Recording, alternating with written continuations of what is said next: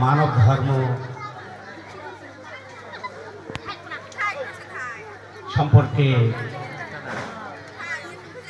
জ্ঞান গর্বিত প্রবচন দিলেন সম্পাদিদি। তার আগে গান করে শোনালেন আমাদের ব্রহ্মচারী দাদা। এই ধর্মসভায় উপস্থিত সমস্ত আমার ভাই বোন মাতৃবর্গ সবাইকে আমার সশ্রদ্ধেয় নমস্কার। আমরা সবসময় গর্ববোধ করে থাকি আমরা সনাতনী।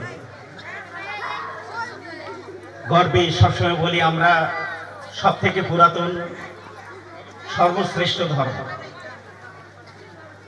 কিন্তু আমার প্রশ্ন, আপনার আমার সর্বশ্রেষ্ঠতা কিসে?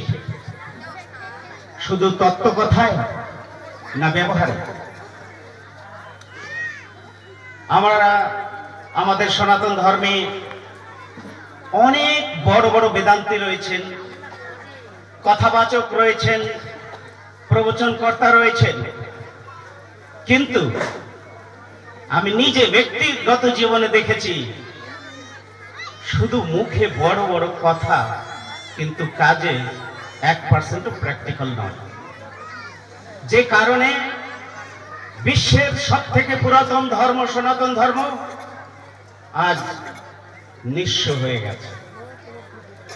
যখনই কোনো ধর্ম প্রবচন হয় তখন আমাদেরকে অন্য মাযহাবকে কখনো কখনো গালাগালি দিতে হয়, তাদেরকে ক্রিটিসাইজ করতে হয়।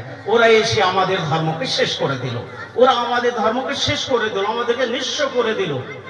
কেন? আপনি জ্ঞানে অভ্যাসে সর্বশ্রেষ্ঠ, তত্ত্বজ্ঞানে সর্বশ্রেষ্ঠ, আধ্যাত্মিক সাধনায় সর্বশ্রেষ্ঠ, তারপরে আপনাকে শেষ কিভাবে করে দেয় কেউ? আর এই যে কান্না আমরা মাঝে মধ্যে করি, অমুক ধর্ম এসে আমাদেরকে নিয়ে যাচ্ছে, আমাদের বাড়ি থেকে তুলে তুলে ধর্মান্তরিত করে দিচ্ছে, কেন তুলে ধরছে, কেন নিয়ে যাচ্ছে?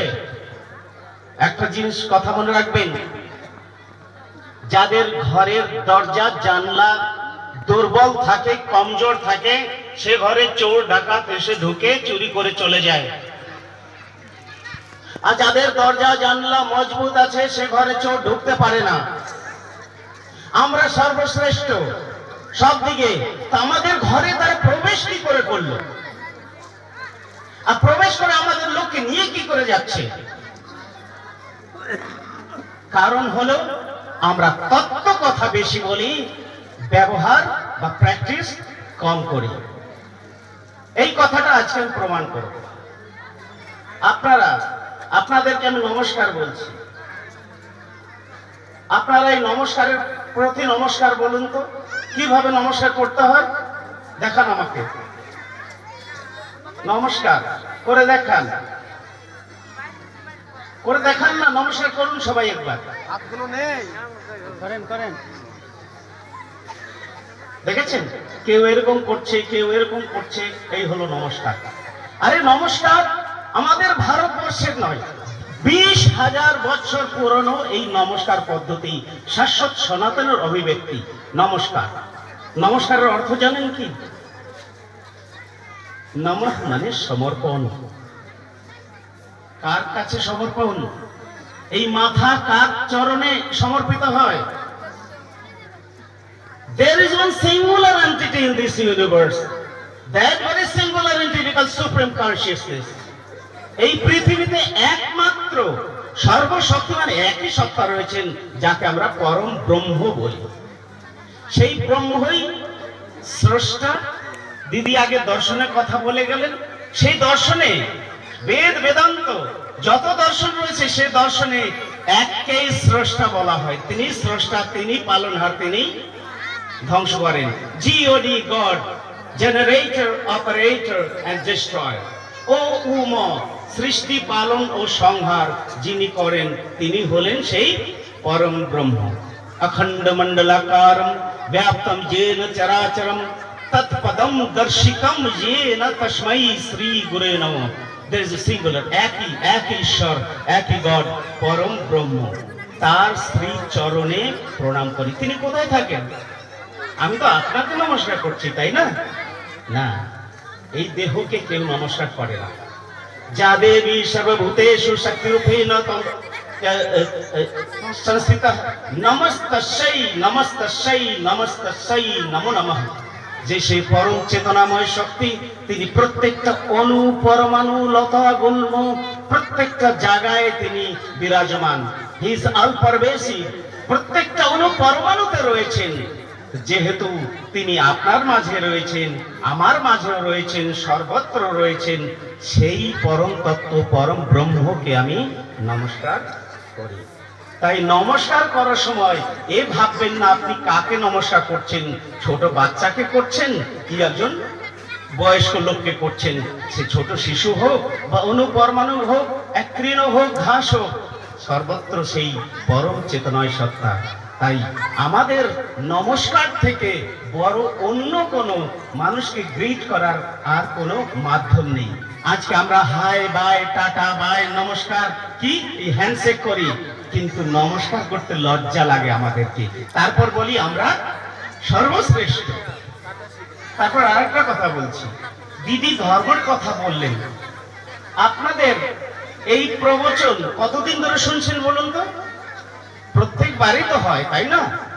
আমি সেই মাদেরকে জিজ্ঞেস করছি না যারা অক্ষর জ্ঞান নেই, কিন্তু এখানে তো অনেক ভাইরা আছেন স্কুল কলেজ ইউনিভার্সিটি পড়ে আসছেন। ধর্ম শব্দের প্রকৃত অর্থটা এখন পর্যন্ত জানতে পেরেছেন? একজন মুসলিম ভাইকে জিজ্ঞেস করলে সে ইসলাম সম্পর্কে বলে দেয়, একজন খ্রিস্টানকে বললে সে বাইবেল সম্পর্কে সবকিছু বলতে পারে। কিন্তু আপনারা আপনাদের ধর্ম সম্পর্কে কি জানেন? ধর্মের পরিভাষাটা কি? দিদি বলতে গিয়ে মাঝে ওটাকে বন্ধ করে দিলেন। কিন্তু আর একটু সময় তো কম, অল্প সময় আমাকে বলতে হবে। ধৃ যুক্ত, ধৃ মানে ধারণ করা। মন যাহা ধারণ করিয়াছে সেটাই হলো ধর্ম। এখন মন কি ধারণ করেছে? মন তো অনেক কিছু ধারণ করেছে।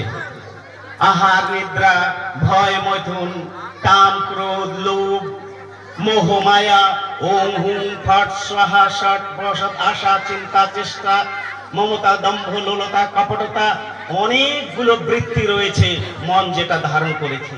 এই যে চিত্রগুলো দেখছেন তো, এই যে তন্ত্রের চিত্র রয়েছে, এই তন্ত্রের চিত্র রয়েছে, আমাদের মনের অনেকগুলো বৃত্তি রয়েছে, যার নাম বলে দিলাম 1000 বৃত্তি। যে 1000 বৃত্তির নিয়ন্ত্রণ সহস্রার চক্র হয়। এই দেখুন সহস্রার চক্র, 1000 বৃত্তি। আর এই 1000 বৃত্তি মানুষকে চঞ্চল করে তোলে। কখনো কাম, কখনো ঘৃণা, কখনো দেশ, কখনো হিংসা, কখনো আশা, কখনো লোভ, কখনো মোহ, কখনো নিদ্রা, কখনো লজ্জা, কখনো ভয়। এই 1000 বৃত্তি মানুষ, এই প্রতারণায় মানুষ চঞ্চল। এই 1000 বৃত্তির প্রতারণায় মানুষ গোলাম হয়ে থাকে। তাই কোনো ভাইকে বলে আপনি ধর্ম সাধনা করেন, কি করব, আমরা তো মায়ার বন্ধনে পড়ে আছি, আমরা কিভাবে করব? মায়া মায়া মায়া মায়া এই বলে বলে প্রত্যেকটা গৃহী তারা সার্টিফিকেট নিচ্ছে অধর্ম আর কুকর্ম করার জন্য। যত গৃহী তারা বলবে আমরা মায়া মোহে পড়ে আছি, আমরা ধর্ম পালন কিভাবে করব? লজ্জা করা উচিত। আরে মায়ার বন্ধন থেকে আমাদের উঠতে হবে। সে গৃহী হোক বা সন্ন্যাসী হোক। গৃহীকে বলা হয় গৃহস্থ ধর্ম। গৃহস্থ ধর্ম, গৃহস্থ ধর্ম বলতে শুধু 3-4টা বাচ্চা পয়দা করা নয়। কবির দাস বলছেন, साई इतना दीजिए जामे कुटुम समाय मैं भी भूखा न रहूं साधु न भूखा जाए। এই কথাটার অর্থ বুঝতে পারছেন? সে ভগবানের কাছে প্রার্থনা করছে, হে পরমপিতা আমাকে ততটুকুই ধন সম্পত্তি দিন যে ধন সম্পত্তির মাধ্যমে আমার পরিবারের পালন পোষণ করতে পারি। আর যদি আমার বাড়িতে কোনো সজ্জন বা সাধুজন আসে তাদেরও খাদ্য খাবারের আমি ব্যবস্থা করতে পারি, এতটুকুই আমাকে দিও, এর থেকে বেশি আমার প্রয়োজন নেই। কেননা ধর্ম সাধনায় ধন সঞ্চয় সব থেকে বড় পাপ কর্ম বলা হয়। দিদি একটু আগে বললেন, একটা আমাদের সাধনায় রয়েছে কি, অহিংসা, সত্য, অস্ত্র, অপরিগ্রহ, ব্রহ্মচর্য। অপরিগ্রহ মানে প্রয়োজন অতিরিক্ত যদি কোনো জিনিস গ্রহণ করে জমা করে রাখেন, সেটা ধর্মের বিরুদ্ধে, সেটা নৈতিকতার বিরুদ্ধে, সেটা মানবতার বিরুদ্ধে। যে ধর্ম কথা যদি আমরা বুঝি ভালো করে, তো বললাম কি ধারণ করেছে? মন ধারণ করেছে অনন্তের এসনা। সবাই একটু জেনে নিন, আমাদের মন সব থেকে বড় জিনিস যেটা ধারণ করেছে সেটা হলো কি, বৃহৎ এষণা প্রণিধানং চহ ধর্মঃ। আমাদের প্রত্যেকের মন, সে সন্ন্যাসীর মন হোক বা গৃহীর মন, অনন্তের এষণাকে ধারণ করেছে। এই পৃথিবীতে এমন কোন লোক নেই যারা সন্তুষ্ট বা তৃপ্ত। 1 টাকা চাইলে পেলে 10 টাকা চায়, 10 টাকা সে 1 লক্ষ কোটি। সারা পৃথিবীর সম্পদ যদি আপনাকে দিয়ে দেওয়া হয় তবেই আপনি তৃপ্ত নন, কারণ মন অনন্তকে পেতে চায়। কি পেতে চায়? অনন্তকে পেতে চায়। এই পৃথিবী, এই ব্রহ্মাণ্ডে, এই পরিদৃশ্যমান জগতে এমন কোন জিনিস নেই যার মাধ্যমে মানুষের অনন্ত এষণাকে তৃপ্তি করা সম্ভবই নয়। অনন্ত এষণার নিবারণ বা নিবৃত্তি অনন্তের দ্বারাই সম্ভব। আর সে অনন্তকে, দাদু বলুন তো, অনন্তকে পরম ব্রহ্ম। তাই কি বলা হয়েছে? আনন্দম ব্রহ্ম ইত্যাহু। পরম ব্রহ্ম তিনি হলেন একমাত্র আনন্দ সত্তা, আনন্দ ঘন সত্তা। তাই কি বলা হয়? নিত্যানন্দম পরম সুখদম কেবলম জ্ঞান মূর্তি বিশ্বতীতম গগন সদৃশম তত্ত্বমস্যাদি লক্ষণম एकम नित्यम विमलाचलम सर्वादि साक्षी भूतम भावातीतम त्रिगुण रहितम सद्गुरुम तम नमामि। एकम नित्यम विमलाचलम, তিনি এক। নিত্যানন্দম পরম সুখদম, তিনি নিত্যানন্দ, শাশ্বত আনন্দ ঘন সত্তা। পরম সুখদম, সব যে পরম সুখ, সেই পরম সুখের যে আশ্রয়, তিনি হলেন সেই পরম সত্তা। তাই মানুষের মন যতক্ষণ পর্যন্ত সেই অনাদি অনন্ত সত্তাকে প্রাপ্ত না করতে পারছে, ততক্ষণ পর্যন্ত তার জীবনে মুক্তি, মোক্ষ বা পরমোত্তরের প্রাপ্তি সম্ভব নয়। এখন সেই অনাদি অনন্ত ব্রহ্মকে কি করে পাবেন? পথ কি? সেই অনাদি অনন্ত পরম ব্রহ্মকে পাওয়ার আমাদের যে বেদ বেদান্ত বা তন্ত্রের মধ্যে রয়েছে কি? সাধনা। সাধনার মাধ্যমেই মানুষ তার সেই কৌল শক্তিকে জাগ্রত করে সেই সহস্রার চক্রের সঙ্গে মিক্স করে দেবে। এটা হলো শিব, আর কুলকুণ্ডলিনী সেটা হলো শক্তি। শক্তিকে পুরস্চরণের মাধ্যমে, মন্ত্রাঘাতের মাধ্যমে সেটা জাগ্রত করে শিবের সঙ্গে মিলিয়ে দিতে হবে। এখানেই রয়েছেন সেই কৃষ্ণ, আর প্রকৃতি রাধার উপর রয়েছেন। সেই রাধা জাগ্রত হয়ে ধীরে ধীরে বিভিন্ন চক্রকে পেরিয়ে গিয়ে শ্রীকৃষ্ণের সঙ্গে এখানে মিলন হয়। সেটা এই সাধনার মাধ্যমে সম্ভব হয়। কিন্তু এটা কিন্তু করতালি দেওয়ার কথা নয়, এটা হলো অভ্যাসের কথা। অভ্যাস ছাড়া কিন্তু কখনোই কিছু হবে না। আপনি চতুর্বেদ মুখস্থ করে ফেলুন, 18টি পুরাণ মুখস্থ করুন, তন্ত্র বেদান্ত সব মুখস্থ করুন, কিন্তু তা যদি পালন